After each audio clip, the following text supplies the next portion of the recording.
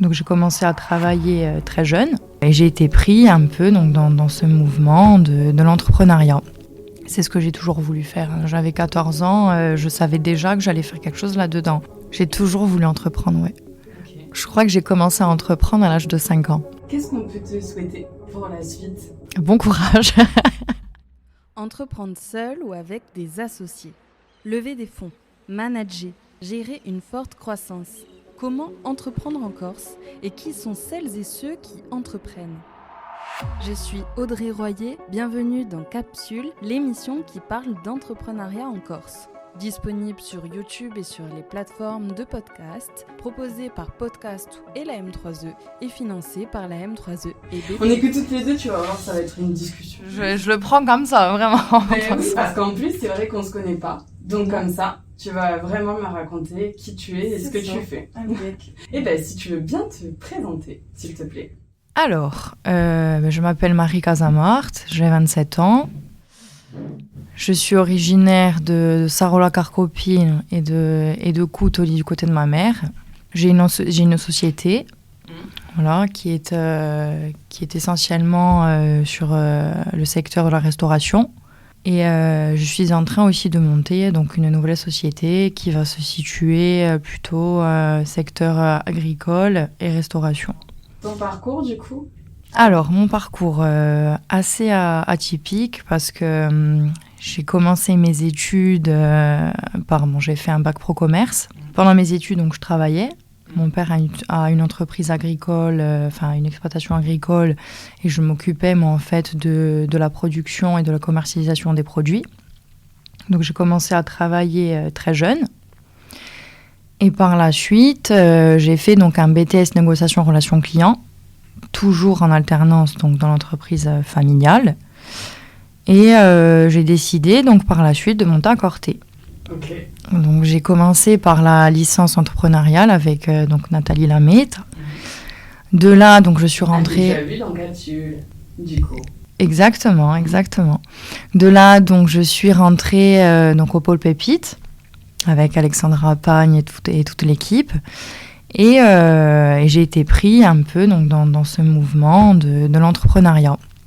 Il se trouve que donc, quand j'étais dans le parcours donc, de la licence, j'ai également fait un diplôme d'accompagnatrice de randonnée qui allait me permettre donc, par la suite de monter mon projet comme il fallait.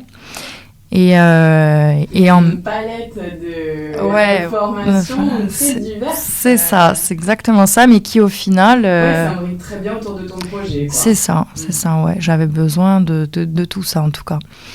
Et du coup, donc, j'étais également donc, alternante donc, dans l'entreprise familiale, toujours au sein de l'exploitation agricole, où je m'occupais donc, du développement de celle-ci et de la commercialisation des produits. Donc ça, plus donc le diplôme, plus le diplôme d'accompagnateur de randonnée. Et sur la fin donc, de l'année, j'ai monté moi-même ma micro-entreprise. Voilà, qui au final, je dirais, était le lancement de tout. Par la suite, donc, j'ai fait un master management avec donc, la spécialité master marketing et toujours en alternance dans l'entreprise et avec ma société. Quand j'ai terminé mes études, je suis partie aussi à l'étranger pour voir un peu ce qui se faisait là-bas, au niveau, je dirais, de tout ce qui est restauration, grands groupes commerciaux, tout ça. Donc, Ce qui t'a aidé pour ta micro ? Ce qui m'a aidé pour ce que je vais faire là maintenant. Ah, d'accord. Voilà. Pour ta deuxième société en lancement. Exactement. Okay. Donc du coup, donc, je suis partie, j'ai appris un tas de choses. Quand je suis rentrée, j'ai voulu me faire une expérience en fait, dans une entreprise. Donc je suis rentrée dans une entreprise d'ici. J'ai travaillé pendant à peu près 2 ans et demi. J'avais toujours donc, ma société en parallèle. Où j'ai développé pas mal de choses du coup pendant ces 2 ans et demi. Okay. C'est-à-dire que j'ai fait une ferme auberge chez moi au village sur l'exploitation agricole où je travaille essentiellement l'été sur celle-ci parce que c'est en saison que ça marche. avec donc tout ce qui est randonnée, visite d'exploitation, de notre exploitation et aussi des exploitations attenantes. Vu qu'on est situé en dessous du Monte Gozzi, donc on a tout ce qui est en fait randonnée du Monte Gozzi avec les randonnées d'exploitation. Et après, en fait, moi, ça me permet de rassembler les clients, de les faire manger chez moi et de leur faire découvrir nos produits. Incroyable. Ouais. C'est fou comme expérience, ça. C'est assez... Ça, en tout cas, ça plaît énormément. Ouais. Et du coup, ça m'a permis de rentrer un peu dans de l'agrotourisme. C'est ce que j'ai toujours voulu faire. J'avais 14 ans, je savais déjà que j'allais faire quelque chose là-dedans. Donc après, j'ai réussi donc à me dépatouiller, à faire donc tout ce qui est dossier de subvention, tout ça. Donc j'ai fait un atelier. Là, j'ai refait du moins un atelier. Là, je suis en train de récupérer des terrains, d'acheter des terrains donc, qui sont attenants à mon exploitation pour pouvoir donc continuer et faire donc de l'hébergement avec des trucs un peu atypiques. Une expérience en fait vraiment complète. C'est ça, c'est exactement ça. Ouais. Et vu que j'ai eu l'opportunité de prendre un terrain qui est situé entre Balleone et Mezzavi, donc qui est bien situé en bordure de route et tout ça, je vais faire donc la même chose que je fais au village, mais situé en zone industrielle, pouvoir toucher un maximum de clients. Donc j'aurai en fait, je dirais, mon entreprise, je dirais, sur la saison, du côté de l'agrotourisme. Et après, sur l'année, je travaillerai à plein temps sur le même projet. Tu as toujours voulu entreprendre comme ça ? J'ai toujours voulu entreprendre, oui. Okay. Je crois que j'ai commencé à entreprendre à l'âge de 5 ans, je pense. Ouais. Raconte-nous. Je m'en souviens que c'est vrai que très jeune, 5 ou 6 ans. Tu créais des projets, quoi. Ouais, je créais des projets. J'avais toujours des idées, en fait. Et je m'en souviens que très jeune, j'allais donc dans le jardin de ma famille. Je récupérais donc des légumes, des tomates, des courgettes, tout ça. Et je me mettais en bordure de route, je stoppais les voitures. Et je faisais arrêter des fois c'était des touristes, des fois c'était des gens du village. Et je les faisais s'arrêter, je leur vendais les produits. Après, ça a commencé comme ça, parce que forcément c'est pour rigoler, parce qu'on est petit. Après, on grandit un peu et on se dit, mais autant on va y gagner quelque chose. Donc ça devient, est-ce qu'on ferait pas des canistrés ? Est-ce qu'on les revendrait pas ? Mais pareil, je devais avoir peut-être 9-10 ans. Ouais. Ah oui. Donc, très jeune encore. Très jeune, ouais. J'allais sur les champs de foire, je prenais donc des stands et j'ai commencé un peu à faire comme ça. Fou. Incroyable. Ouais. Ça m'a toujours plu, je dirais, de créer, de faire des choses. C'est vraiment, je pense que c'est plus par passion même que par... bien sûr, après, quand on gagne sa vie, c'est forcément, c'est le but, je dirais. Mais en tout cas, quand on est jeune, on n'est pas là-dedans. On est plus dans le truc qu'il faut créer, que ça nous plaise et que si ça marche, on est content, quoi. On n'est pas... En tout cas, moi, j'avais pas le calcul, pas du tout. J'étais pas du tout dans un calcul de bénéfices. C'est venu après. C'est venu jeune, parce que très vite... Moi, j'avais 14-15 ans, j'avais mes amis qui sortaient, qui passaient, qui venaient. Et moi, je travaillais parce que je savais que, en travaillant, j'allais gagner temps. Et de ça, après, j'allais faire ça. Et, voilà. Et après, ça a continué comme ça, 18-19 ans. Pareil, je travaillais. Donc, j'ai commencé à acheter du patrimoine, pouvoir après faire de la location, pour pouvoir gagner ma vie aussi là-dedans, racheter des terrains, pour pouvoir très donc faire... Ouais. On essaye. Tu es seule à faire tout ça ? Je suis seule à faire tout ça. Après, c'est vrai que je bénéficie quand même d'aide. Du moins, si je demande de l'aide, je sais que j'en ai. Okay. Voilà. De la part de ta famille ? De la part de ma famille, ouais. Okay. Faut pas trop leur en demander parce qu'ils sont très pris aussi. Mais c'est vrai que quand j'ai eu besoin, ils ont toujours été là. C'est quoi tes perspectives d'avenir un peu ? Qu'est-ce que tu aimerais faire ? Je pense que j'ai un projet de vie Je sais que je vais finir sur mon exploitation agricole avec ma ferme pédagogique, mon restaurant et mes hébergements un peu atypiques, voilà, que je vais commencer à lancer. Mais ça, je pense que ça va être ma fin de carrière. Okay. Ça se fait progressivement. Voilà. Je pense qu'entre le moment, entre ces prochaines années, en fait, ces 3 à 5 ans à venir, et le moment où je vais finir justement dans mes casiers dans pierre avec ma ferme pédagogique, mes enfants, mes animaux et tout ça, je pense que je vais faire quelque chose de complètement différent qui m'attire aussi énormément. Du style, du développement de produits à l'international avec peut-être une création d'affaires aux États-Unis parce que je suis partie du coup là-bas. Okay. Et je m'étais fait des contacts et tout ça là-bas. Et c'est vrai que c'est quelque chose qui m'attire énormément. C'est fou ce parcours.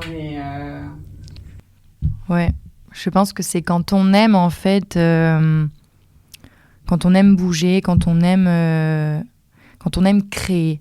Je pense que je pense qu'en fait on peut être tout. Je pense qu'on peut tout faire en fait quand on aime créer. Voilà. C'est impressionnant ce parcours en tout cas. Et ce que tu dis, est-ce que tu dirais qu'il y a des profils d'entrepreneurs, des profils de créatifs? En t'entendant, c'est un peu... on sent le profil créatif, c'est pour ça que je te pose cette question. Je pense qu'il y a des... je vais aller un peu plus loin, mais je pense qu'il y a des profils d'artistes. Je pense que je pense que tout entrepreneur est d'abord un artiste. D'ailleurs, on le voit souvent, c'est l'esprit créatif, hein, c'est l'esprit, la création, voilà, c'est le côté artistique. Et on le voit beaucoup, tout entrepreneur, c'est faire en fait... Il n'y a pas beaucoup d'entrepreneurs qui ne sont bons que, je dirais, dans leur branche. Si on regarde un peu, ils savent tous un petit peu tout faire. Parce que déjà, le métier veut ça, parce qu'on est obligé de mettre un peu le nez partout. Mais aussi, je pense que c'est une manière d'être. Je pense vraiment qu'on est comme ça. Ouais. On est NAIT et on est EST. D'accord, ok. Voilà. Et avec toutes ces activités, comment tu fais pour gestion du temps, vie pro, vie perso? Pour le moment, des projets perso, j'en ai pas. Hein. J'ai pas de vie de famille. Un élément tellement commun avec beaucoup d'entrepreneurs et d'entrepreneuses. Ah ouais. C'est de vivre de ces projets, quoi. Ouais. Le truc, c'est que moi, je sais que le jour où je vais vouloir des enfants, je vais vouloir faire des enfants pour m'en occuper. Donc, tu fais tout maintenant. Voilà. Donc, je suis obligée, en fait, de mettre un petit peu de côté ma vie familiale, du coup, pour pouvoir me plonger à fond dans mes projets. Et par la suite, quand j'aurai le temps et que je serai un peu plus tranquille de ce côté-là, je me plongerai plus du côté familial, ouais. Tu investis ton temps maintenant. C'est ça, ouais. Parce que je sais que le jour où j'ai des enfants, je vais vouloir m'en occuper à plein temps. Et d'où, en fait, le projet de fin de carrière avec ma ferme auberge, mes produits, mon restaurant. Et de t'occuper de tes enfants, dans cet environnement-là. Exactement. Incroyable. Ouais. Compliqué d'avoir des enfants en bougeant un peu partout dans le monde. Et, disons, il y en a qui le font, mais je leur souhaite du courage. Je sais pas comment ils font, en fait. Autant tu le feras. Peut-être, oui. Je pense que je suis assez folle pour le faire, oui. En tout cas, je pense. Tu parlais tout à l'heure du coup de la licence entrepreneuriat, du master management, j'imagine, à l'IAE. Oui. Du pôle Pépite. Tu t'es fait accompagner pour la création de tous tes projets. Par exemple, du pôle Pépite, comment ça se passe? J'ai été vachement aidée sur le développement de mes projets, plutôt sur le côté paperasse, montage de dossiers, tout ça, ouais. Ils sont, puis même, ils sont très à l'écoute. On passe un coup de fil, on a le contact d'une personne, ça c'est top. Ça, c'est vraiment top. Puis, Ça t'apporte un réseau, quoi. c'est exactement ça, ouais. Et c'est un réseau, c'est très très important, surtout quand on est jeune.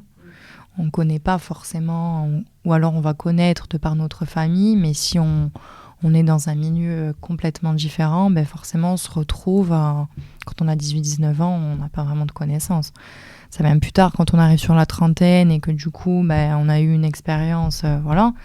Sinon, à 18-19 ans, puis même pour tout le reste, quand on veut faire des dossiers financiers, des montages de dossiers, des dossiers de prêt, tout ça, ça nous paraît... c'est énorme hein, pour nous. Hein. Alors que maintenant... Qu'est-ce qu'on peut te souhaiter pour la suite ? Bon courage. Et peut-être des boîtes de somnifères, je pense aussi. Ah oui, d'accord.